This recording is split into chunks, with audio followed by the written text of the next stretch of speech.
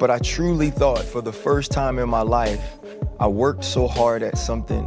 I was so good at something. Everybody acknowledged that I was, that they couldn't fire me, that they wouldn't fire me. Even in trying to adjust to be at least more of what certain people wanted, they still fired me. Gotten some heads up. I mean, summer ago, Stephen A. sat with me, took me to lunch in Los Angeles. And he told me, he said, you know, there's a particular executive that doesn't like you. Now, let me be honest. I had been hearing this for years, right? It had gotten to me so many times.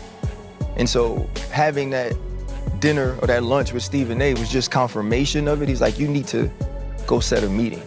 But so many times. And this kid, you know, from the West Bank is like so accepted in New Orleans now.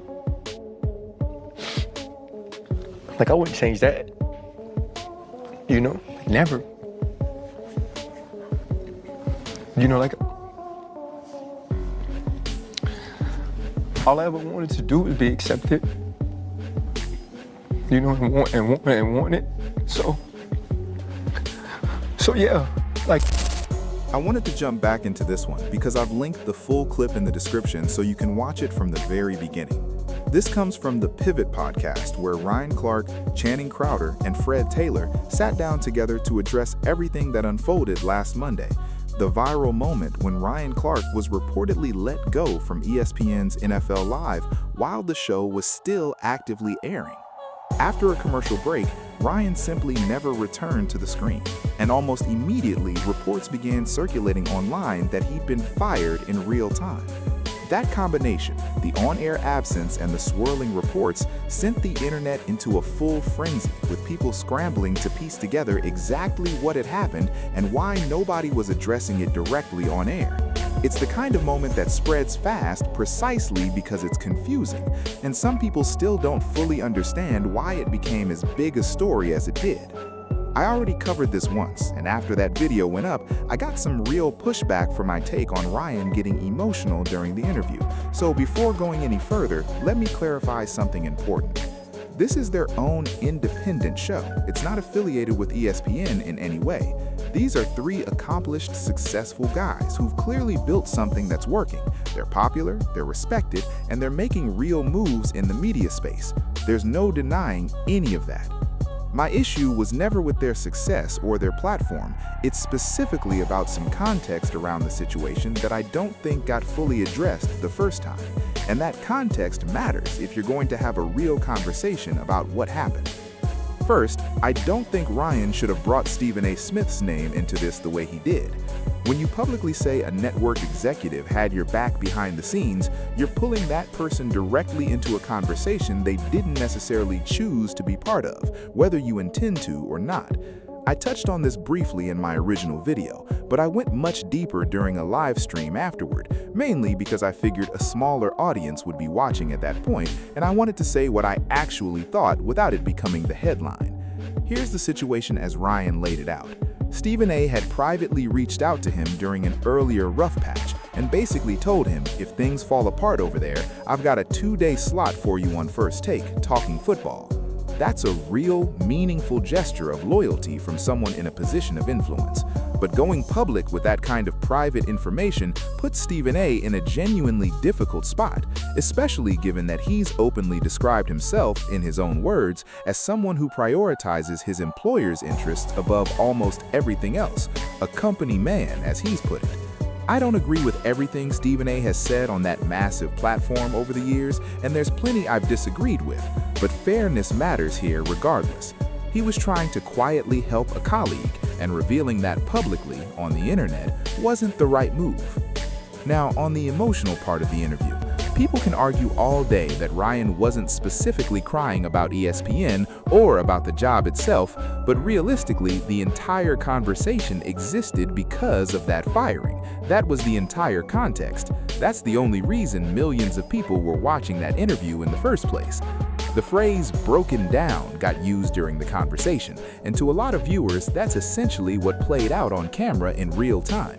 As someone who's worked in content creation full-time for 8 years now, recording hundreds of interviews, hundreds of live streams, probably thousands of videos total since 2018, I understand firsthand that hitting record is always a choice. You decide what gets released to the world and what gets left on the cutting room floor.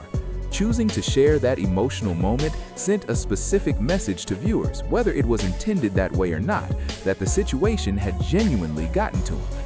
To be clear, Ryan built an incredible career, 13 years in the NFL, followed by 11 more at ESPN.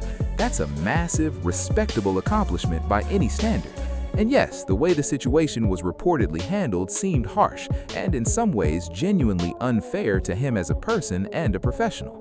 But that's simply how corporate environments tend to operate at that level.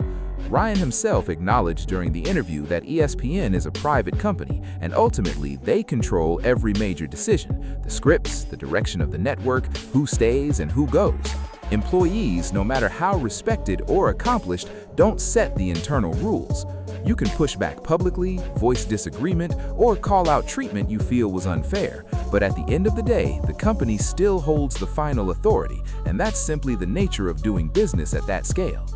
Was this planned out in advance, behind the scenes? Possibly, maybe even likely, but decisions like this also come down to numbers, ratings, and internal politics.